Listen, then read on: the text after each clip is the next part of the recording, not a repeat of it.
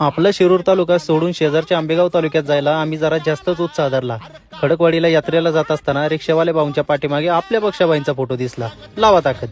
तर नमस्कार मित्रांनो, यात्रेच्या दिवशी गाडा आणि बैल पुजावी लागतात असं सांगून सोपं काम हाती घेतलं आणि थोडासा कामचुकारपणा करून पिकअप वरती चढून बैल बांधायला मात्र संघटनेला सांगितलं। सगळे मोठे भाऊ घाटात चाललेत म्हणल्यावर हे छोटे सरकार सुद्धा मला यायचं म्हणत होते। उन्हाळ्याच्या तीव्र लाटेचा सामना करत आमची स्वारी घाटात पोहोचली, मात्र सावली शोधता शोधता घाटापासून अर्धा किलोमीटर लांब बैल बांधली। मित्रांनो, तुमच्या नेत्राचं पारणं फेडण्यासाठी आज आहेत बघा चारी सुद्धा गावठी।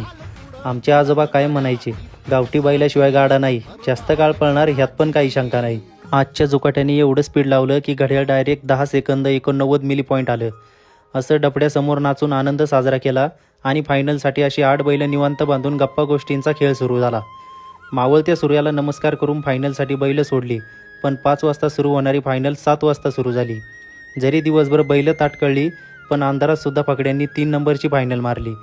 मित्रांनो, पक्षाबाईंमुळे आपल्या संघटनेला भरपूर लोक ओळखतात। हा चट्ट्यापट्ट्याचा तांबडा बैल दिसला की लहान मुले सुद्धा भेटायला येतात।